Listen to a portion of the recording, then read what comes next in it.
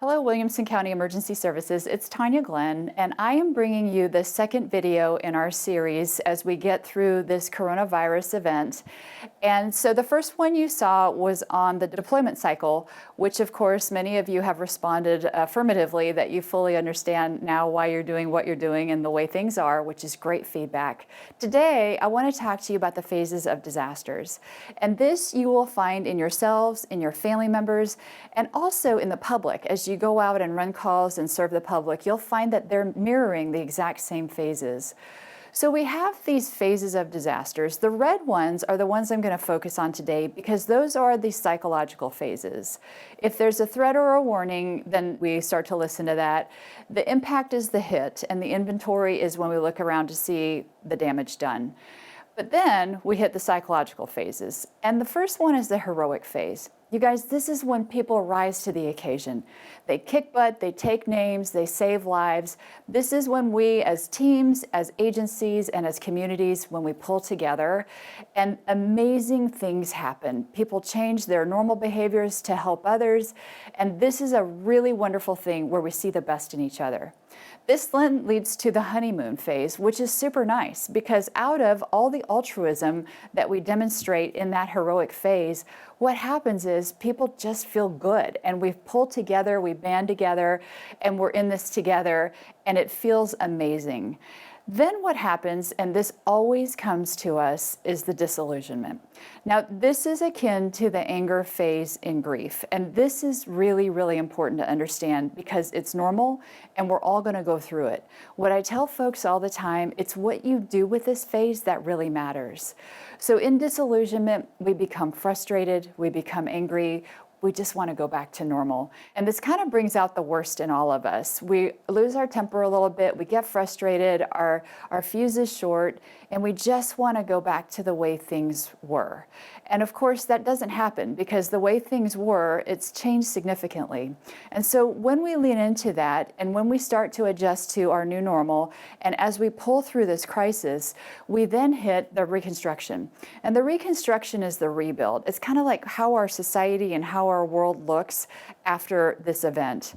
I always say that the further you move into reconstruction, the less of a smudge it becomes on your timeline.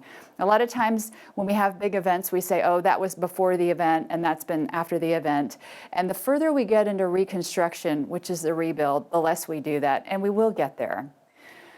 One thing I want to mention in this brief is what's going on with your family members. So what they experience is this thing called vicarious trauma. And vicarious trauma happens when someone is exposed to the pain of others.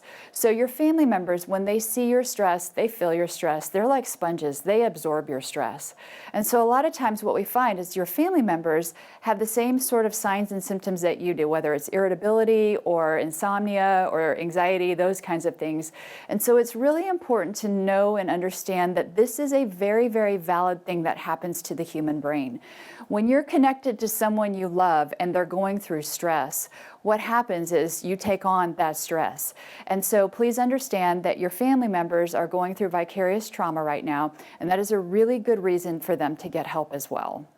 Finally, what I want to remind you guys is the importance of getting help. Reach out to us. You can do telehealth. You can come in. The bottom line is this, where we want all of our clients to end up is in this amazing thing called post-traumatic growth.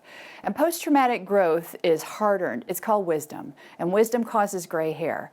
But what happens when people reach post-traumatic growth is they say things like, I wouldn't wish this on anybody, but it's made me better, stronger, and wiser. And we want all of our clients to get there. The key is that if you are struggling, get help now. If you wait and it's years later and you're going through all these other things simultaneously and it's a struggle, it's just more work for you. So as soon as you know that things aren't right, just come on in, let's get it resolved, and we'll get you to post-traumatic growth. The bottom line is keep living your life the way you can, however you can. Don't forget to have your fun. Don't forget to enjoy the things that you can. Don't forget to laugh. You have to keep your sense of humor. This is so very important. Exercise and humor are nature's antidepressants. Please, please don't forget that. And the bottom line is don't forget to also love each other. Be there for each other, support each other. We're all going to have our bad days, and our bad days are coming, and they're all going to be different at different times, at different phases. But be there for each other as we get through this crisis together, and we will pull through it. Finally, again, here's our contact information. If you want to do telehealth, if you want to do a call to us, or if you want to do a FaceTime, that's perfectly fine. If you want to come in, we're fully operational. Please just make the call and understand that really now more than ever, it's okay to ask for help. Thank you, guys.